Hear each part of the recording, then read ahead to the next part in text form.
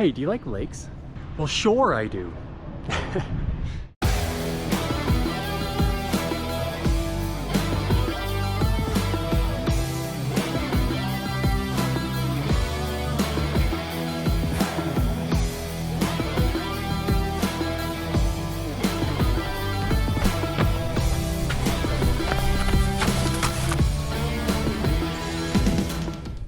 Hey, welcome to week 9 of Ironman training. And I'm coming to you on day 2 of the training during the week. And it's already been an eventful week. Yesterday, I had my first swim session of the week and had a bit of an unfortunate occurrence.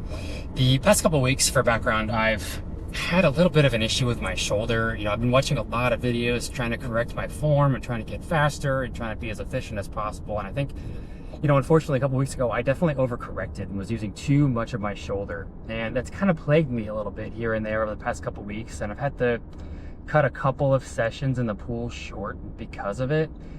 And unfortunately, yesterday, it kind of got significantly worse. So what's been happening is it started to feel a little bit sore and starting to hurt a little more and more. And so it just kind of forced me to stop and cut my swims a little bit short the past couple of weeks. And I haven't really been too concerned about that because I figured it's gonna, continue to get better. But yesterday, actually, I was feeling pretty good. I was feeling like my stroke was starting to click and things were going well. And they actually were feeling really good for the majority of the swim. But then all of a sudden, I started feeling the similar feeling of my arm starting to get a little bit sore and starting to hurt.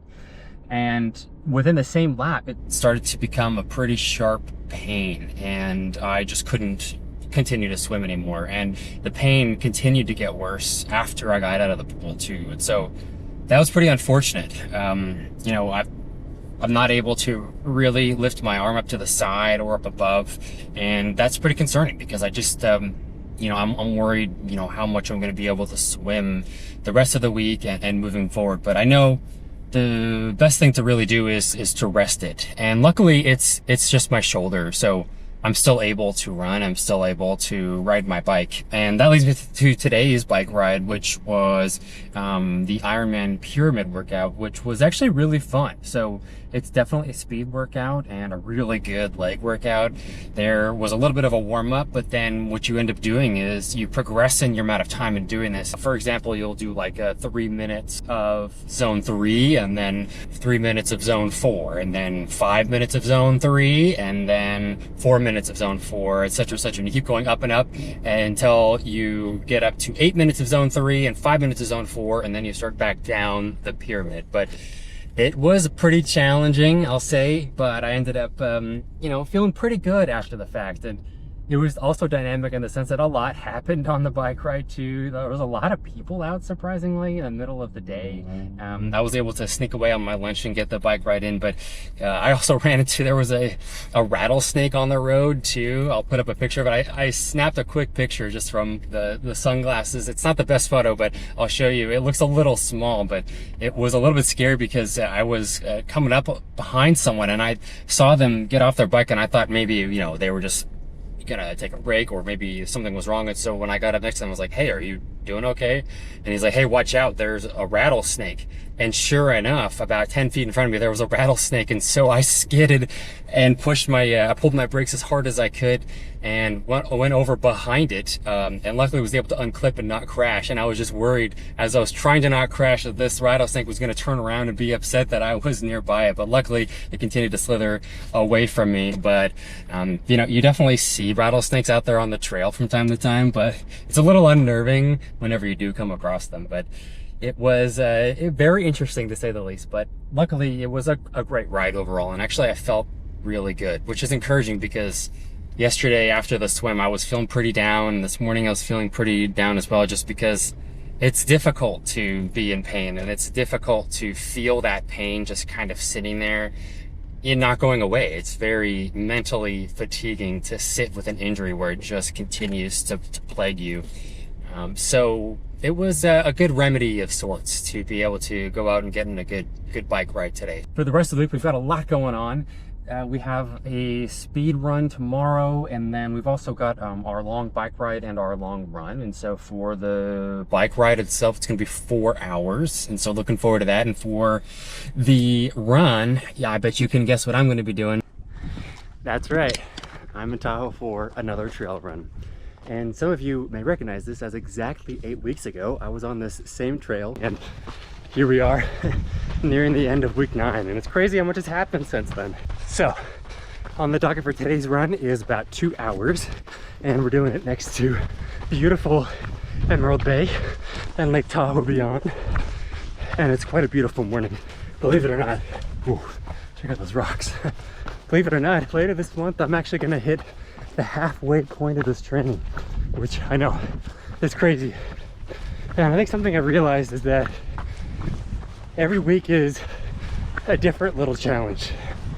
And I think, honestly, that's one of the hardest parts about this training, is that every week feels like a rededication to all the trainings and everything you have to do in order to not only complete the training, but do the race. For example, with over 10 hours of training every single week, you can pretty much say goodbye to your social life. I've had to say no to so many invitations from friends and family who want to go out and have drinks or parties and have a good time, and meanwhile I'm not drinking and I have to go to bed early so I can have enough energy and be able to recover well enough in order to do long workouts like today's, and also the 4-hour bike ride I've got going on tomorrow. I also mentioned that earlier this week I injured my shoulder, and unfortunately that's still plaguing me and has been in pain for the past few days.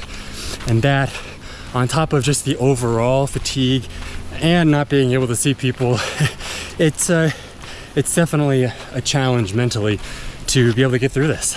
So I guess what I'm trying to say about having to rededicate yourself every week is that the fatigue, the pain from the injuries, and also the mental challenges of getting through this as well all add up and can sometimes feel a little bit daunting and overwhelming. And that's something I've definitely struggled with. And this week especially, last night I found myself at a family dinner and I got to see my niece and nephew, who are super young, and I love them so much, and I usually have enough energy to run around and play with them. And while I got to a little bit, I just was so tired, and I was thinking about how I had to get enough rest for today's run, and I just ended up laying on the couch with my eyes closed just because I was so tired. Things like that can be tough, especially when you try to push yourself to join those kinds of events and be able to participate, but then sometimes find yourself without enough energy to do so. And you know, I felt bad.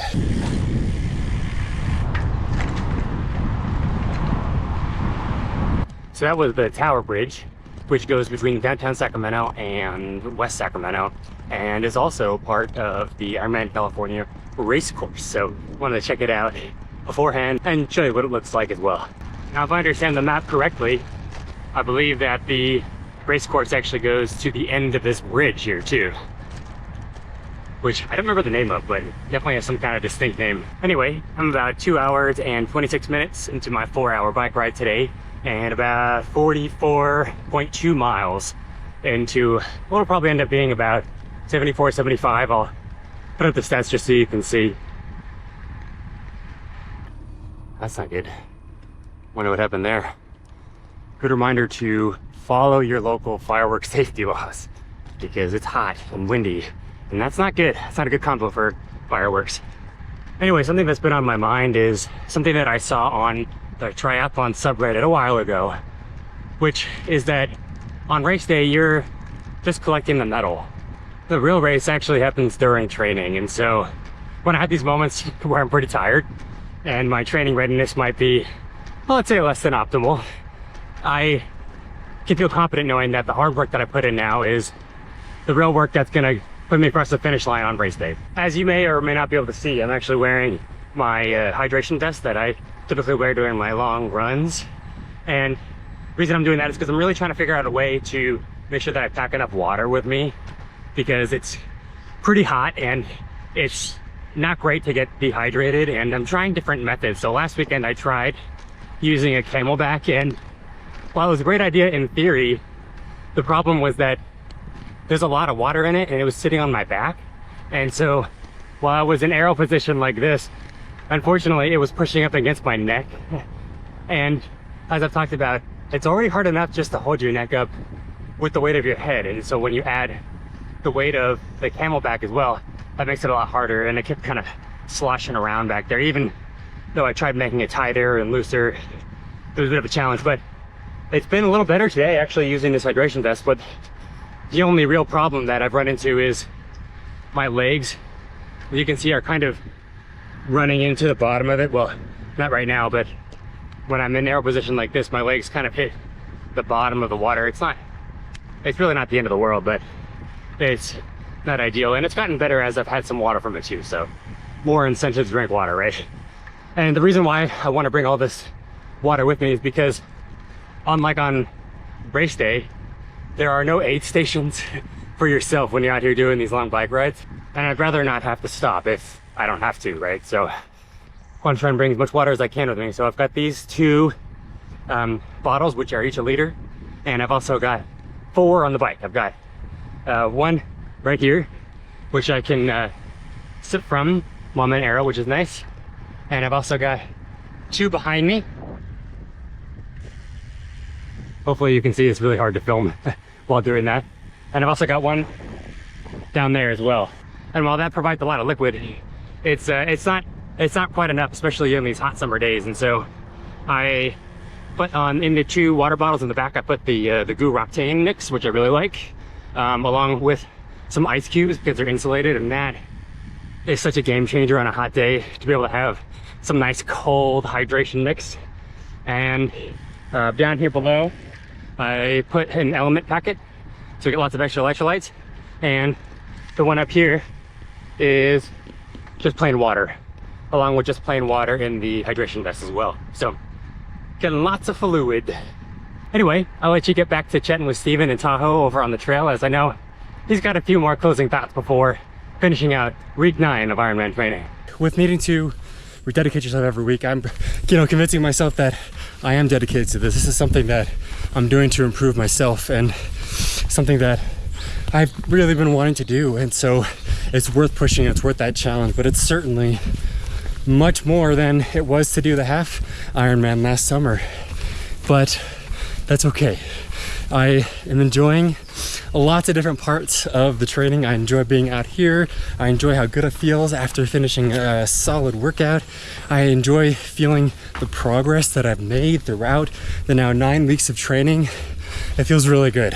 And I appreciate you all joining as always. And I'll catch you in the next one.